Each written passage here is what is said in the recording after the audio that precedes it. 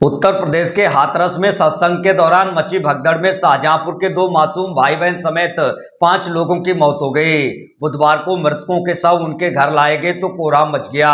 हाथरस जिले में भोले बाबा के सत्संग में हुई भगदड़ में कांट थाना क्षेत्र के 2 मासूम भाई बहन की भी मौत हो गई।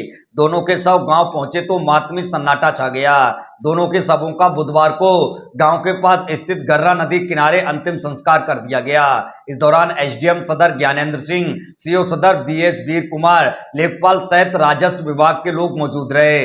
कांट के गांव भमौली निवासी आनंद भोले बाबा के अनुयायी हैं। हाथरस की तहसील सिकंदरा राव के गांव फुलरई में आयोजित सत्संग की सूचना पर आनंद कश्यप की पत्नी दुर्गेश, बहन रामा व सीमा व बेटे आरुष, 9 वर्षीय आयुष और 3 वर्षीय काव्या के साथ बस से रवाना हुई थी। जहां सत्संग समापन के बाद भगदड़ में आनंद के बच्चों आयुष और काव्या की मौत हो गई। दोपहर को आनंद ने अपने पिता राम विलास को बच्चों की मौत की सूचना दी।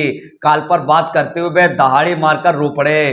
दोनों बच्चों की दादी सावित्री भी गम में डूब गईं। दोनों बच्चों के शव गांव लाए गए, जहां दोनों बच्चों की दादी सावित्री भी गम में डूब गईं। दोनों बच्चों का बुधवार को अंतिम संस्कार गांव के पास स्थित गर्रा नदी किनारे कर दिया गया। मौके पर एसडीएम सदर ज्ञानेंद्र सिंह, सीओ सदर बीएस वीर कुमार, लेखपाल सहित राजस्व विभाग के लोग मौजूद रहे। यह परिवार 1 साल से अधिक समय से भोले बाबा का अनुयायी था और वह बच्चों के फूफा बुआ के माध्यम से जुड़ा था और सभी लोग जयपुर में रहकर नौकरी करते थे और जयपुर से ही सत्संग में गए थे, जहां यह बड़ा हादसा हो गया। घटना ये हुई, फिर जी 12 बजे आए, सत्संग 3 बजे तक होता है, 5 बजे तक होता है, शाम समापन होता है, लेकिन वो 12 बजे आए, 1 बजे आरती करा के चले गए।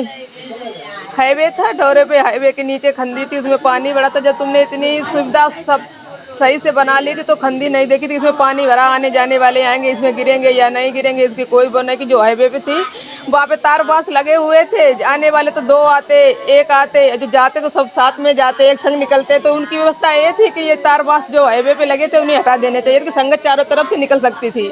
और जो मेन हाईवे पे 3 लाइनें गाड़ियों की लगी थी, उसके बाद में रैली जो बेचने वाले थे वो लगे थे, वहाँ पे बीच कम था, संगत नहीं निकल पाई। बच्चे मेरे छोटे छोटे साथ में थे, हम थे, जो पीछे वाले ने धक्का मारा तो हम बाव में नाली में गिर गए। ऊपर से मेरे पता नहीं कितने लोग निकल गए कितने नहीं, सबसे हाथ जोड़ते रहे, पाँव छूते रहे कि मेरे बच्चों को निकाल दो, मुझे उठा दो। किसी ने सुना ही नहीं। मेरे बच्चे कम से कम 2, 2.5, 3 घंटे तक फंसे रहे। उसके बाद में जब मैंने देखा तो मेरे बच्चे दोनों ही खत्म हो चुके थे। तो मानती सत्संग करने वाले लोग जिम्मेदार हैं इस हादसे के लिए? इसके लिए तुम कमेटी वाले भी जिम्मेदार हैं, परमात्मा भी जिम्मेदार हैं। जब तुम खुले शब्दों में ये कह सकते कि मैं कुल ब्रह्मांड के मालिक है, महानायक है, सब कुछ करता धरता हम ही है, फिर कहाँ थे परमात्मा? आप कहते हो कि जो रोते हुए आता है यहाँ से हंसते हुए जाता है, लेकिन मैं तो हंसते हुए गए थे, अपने खेलते खिलाते बच्चों को लेके गए थे, वहाँ से मैं रोते हुए आए। मुझे ये नहीं पता था कि परमात्मा मेरे साथ में इतना बड़ा अन्याय करेंगे। नहीं, मैं जहाँ परमात्मा प्रवास पे थे, बिछवा हम तो बाहर लेके बच्चों के जाते, परमात्मा से ये पूछते खिलाफ भी कार्रवाई होना चाहिए। हाँ, होना चाहिए, बाबा के भी खिलाफ होना चाहिए, कमेटी वालों के भी साथ हो रहे कि वो आप जिम्मेदारी नहीं संभाल सकते तो इतना बड़ा सत्संग क्यों लेते हो?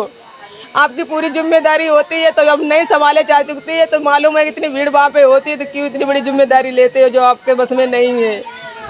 क्या नाम आपका? शोभा।